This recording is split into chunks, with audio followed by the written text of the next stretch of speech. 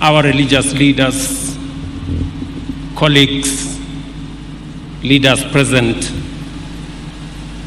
VCDF and the military fraternity, ladies and gentlemen.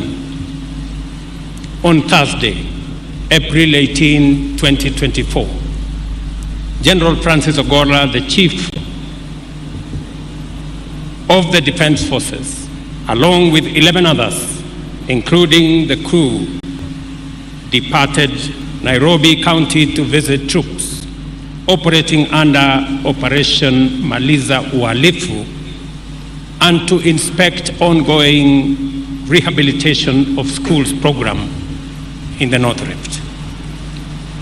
By midday, the CDF and his entourage had traversed Baringo County, Turkana County, Elgeyo Marakwet County, destined for Uasin Gishu County, where he was to visit the recruit training school, where I had agreed with him on certain benchmarks that needed to be adjusted. Unfortunately, this was not to be, as the helicopter crashed at Sindar Area Carbon Location, 3rd Division in Elgeyo Marakwet County, claiming the lives of General Ogolla, Brigadier Swale Saidi, Colonel Duncan Keitany, Lieutenant Colonel David Sawe, Major George Benson Magondu, Captain Sora Mohammed, Captain Hilary Litali, Senior Sergeant John Kenywa Mureithi, Sergeant Cliffons Omondi, and Sergeant Rose Nyawera. Indeed, it was a sad and tragic moment for us as a nation and for the KDF fraternity in particular.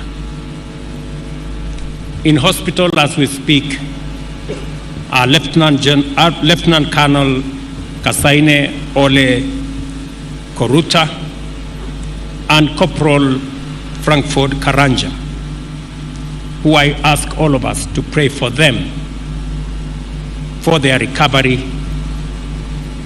They are in fair condition, and we wish them well.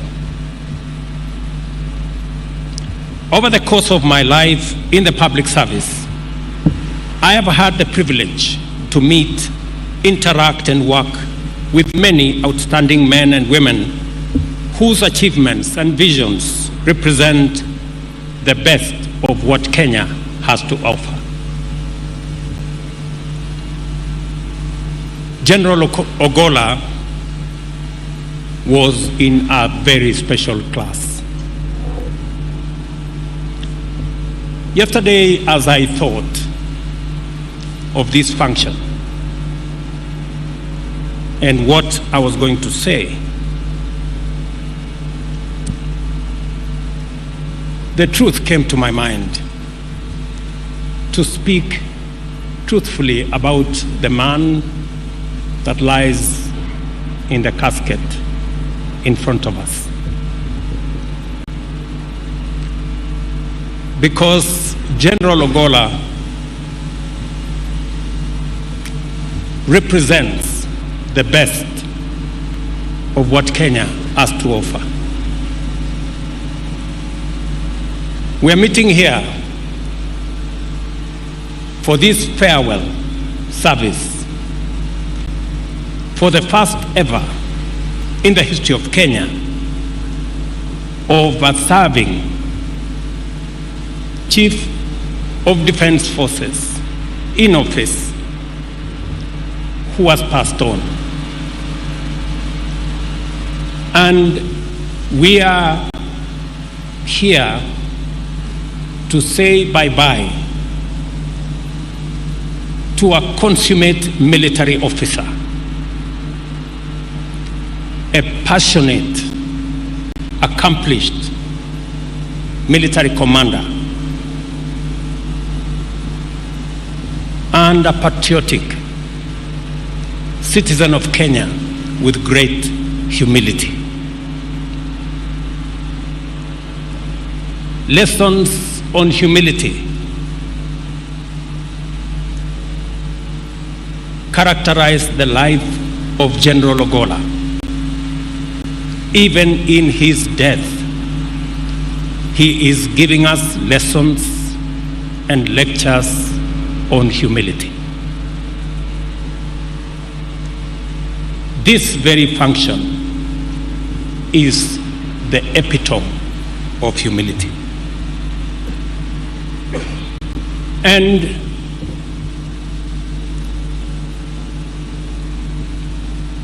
when it came time for me as Commander-in-Chief to make a decision on the next CDF,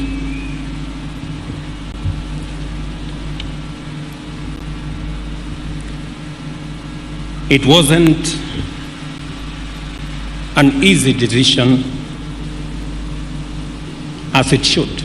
It's always a decision of many balances. But let me say this about General Ogolla. All the recommendations that I got on the next CDF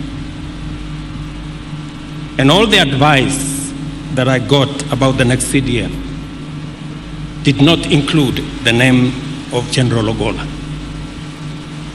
unfortunately.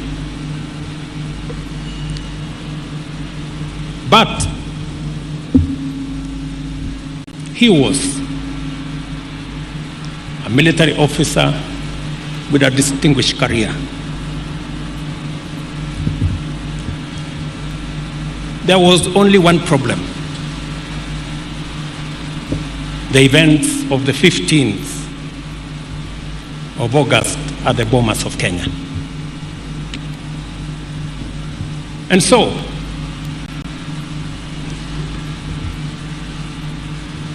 I asked General Ogolla for a meeting. And I had a one-on-one, man-to-man, come to Jesus meeting with General Ogolla.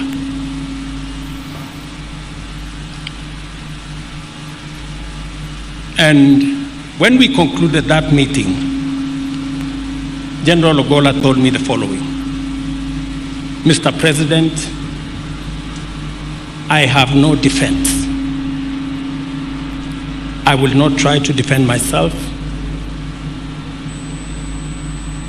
It was wrong what happened.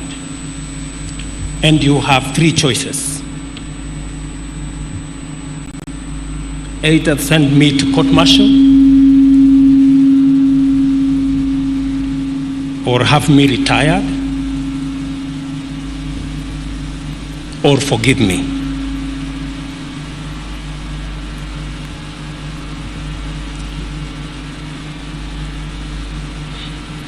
That evening, I went home after that meeting, and I reflected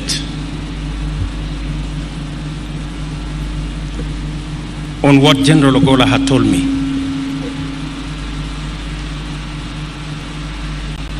And in that reflection, I thought of my own story and my own episode at the ICC in The Hague,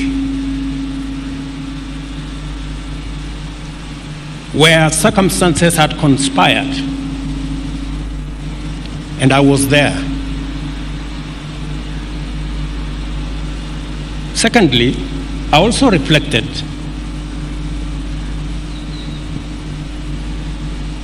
on the brief that I had been given when I came into office as president. And I had been told there are 4 sensitive positions: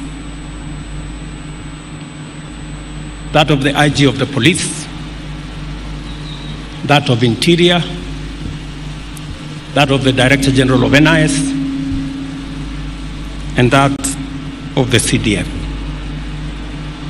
And I had been told, you need to be careful who you appoint into these offices because they mean a lot and they are very sensitive. And I had even been told that please don't be shy to appoint members of your community. You will be safe.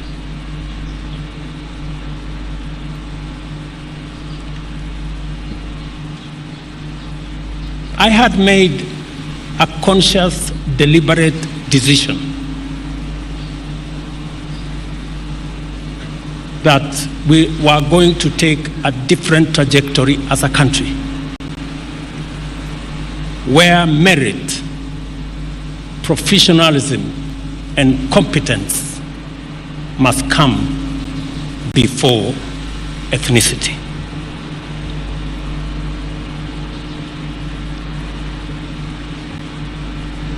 And I made up my mind that General Ogolla deserved to be the Chief of Defense Forces of the Republic of Kenya. It is an appointment that I am very, very proud that I made. I am proud to bear the witness that General Francis Ogolla stood head and shoulders among the finest of exemplary public servants. It has been an extraordinary privilege to work closely with him to benefit from his wisdom, experience, and insights, and to witness him in action, serving his nation with admirable commitment and providing excellent command leadership of the Kenya Defense Forces. As is tradition, every day, without a doubt, whether I am in country or out of the country,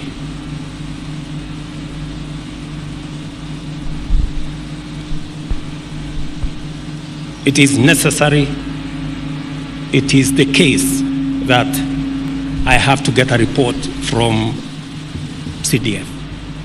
And so it happened. Every day, either we talked physically, by phone, by WhatsApp, and I can confirm that General Ogolla was the best that we could get. I am also aware that off duty, General Ogolla was involved in various services for the benefit of community, including youth motivation and guidance, and his extensive work as a Christian. Last year, on December 9th, 2023, General Ogolla gifted me a framed photograph.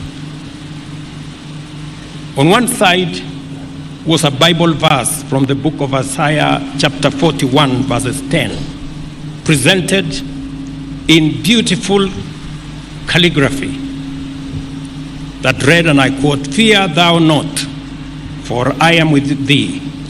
Be not dismayed, for I am thy God. I will strengthen thee, I will help thee, I will uphold thee with the right hand of my righteousness," end of quote. On the other side of the photo was a map of Kenya with multiple silhouettes of soldiers in diverse military roles. It was a thoughtful gift that embodied General Ogolla's personality as a patriot, a gallant general, a Christian, and a visionary leader. He understood the value of defense for national tranquility and the obligation of the office of the Chief of Defense towards national prosperity. when I asked him that schools, 5 schools needed to be renovated, he didn't ask me for money. He went to his budget and asked his officers to reorganize the budget so that he could respond to the needs of children who were out of school.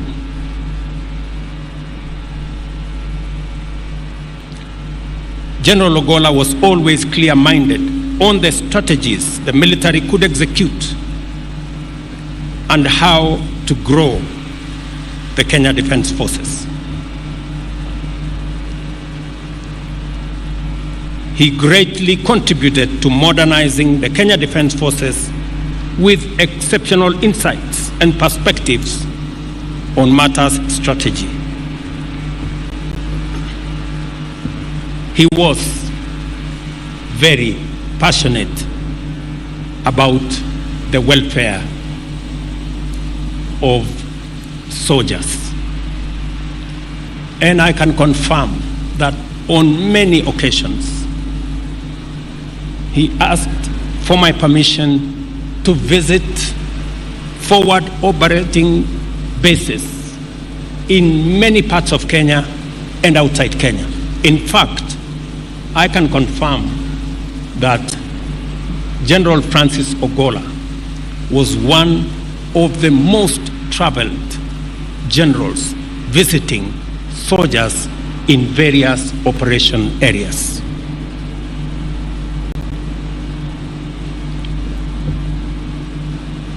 I, however, have one regret,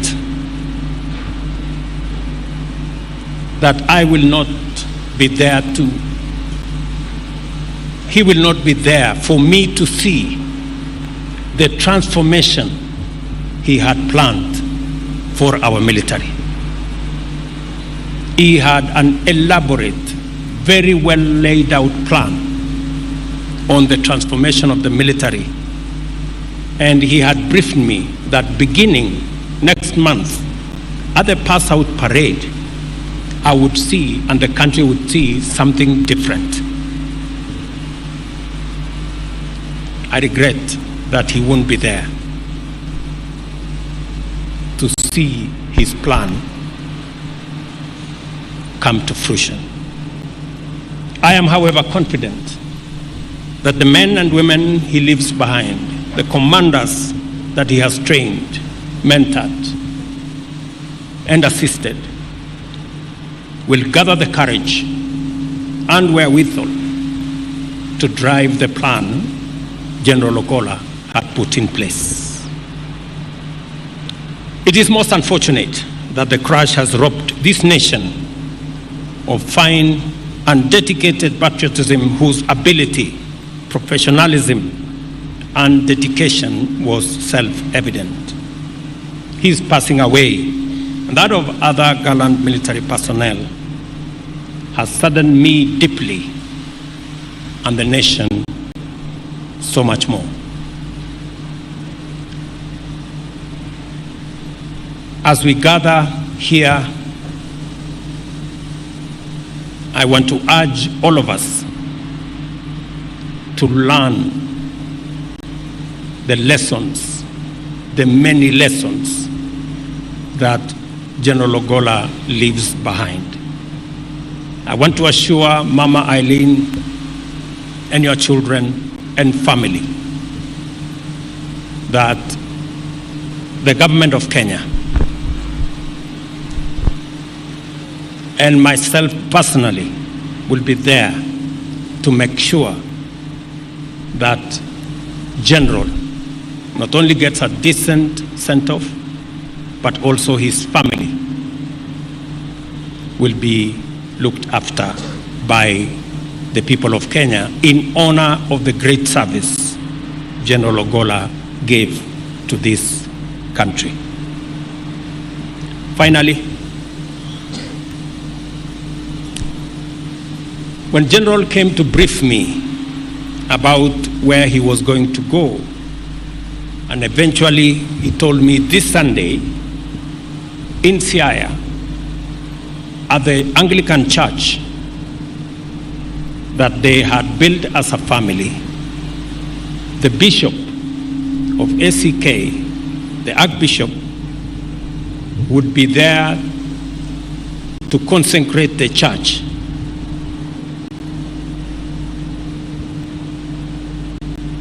It now looks like the consecration of the church will be there, but the ceremony will be about the sending of our brother, General Francis Ogolla. When I met the family, and I asked the family, and the family told me about what General Ogolla had wished, including being buried within 72 hours and many of the other things.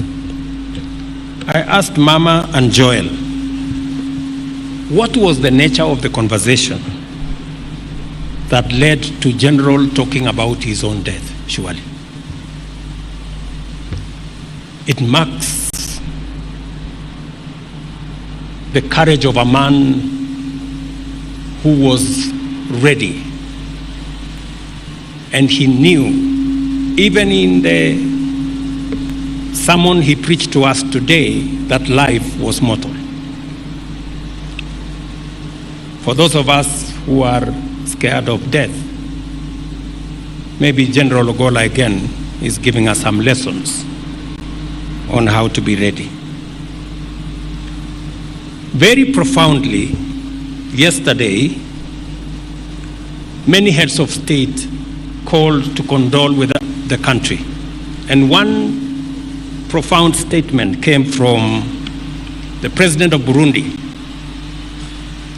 And he told me in Kiswahili,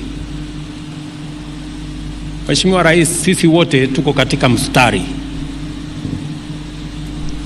General inaonekana alikuwa mbele yetu, na sisi tujipange. It was very profound coming from a head of state. And as we do that, we still must do the utmost to make sure that we protect our men and women in service. And part of what General had planned is the modernization of equipment that is being used by our military. It is unfortunate that he passed on before we could accomplish the plan that we had. I want to commit to our military officers, men and women in uniform, like the way we are doing with the police. We now have a clear plan on how to modernize the equipment that is being used by our military, so that they can be safer and they can